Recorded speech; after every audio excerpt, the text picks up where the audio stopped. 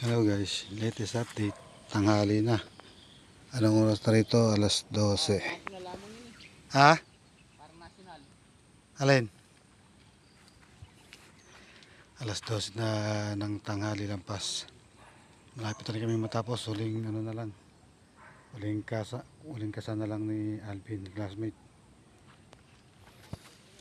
Ito ang huli namin. Oh. Latest update, siguro mga 4 to 5 kilos na to guys. 4 to 5 kilos na to guys. Ang dami na. Oh, tempo. Isang salang na lang. Uwi na. Gugutom na rin eh. Shout out mga classmate namin dyan, OFW. At baka bago matapos ng taon eh, balik na rin ulit ng Saudi. Mga OFW, mga classmate. Ay mga maniniksay. Ito ang prinsa ng halang oh, sobrang labo pa. Pero kung i-spot kayo, doon kayo po pwesto sa kabila. Kasi yung mababaw na yon, doon nagtatambayan yung mga tilapia, mga isda.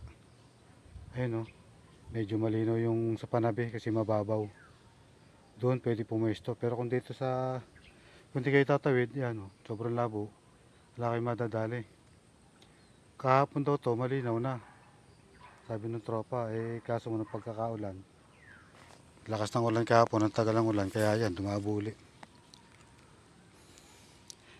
Sige na guys, yan ang latest update natin. Malapit na mag-uwian. Lampas na ng alas 12. Sige na guys. Bye bye.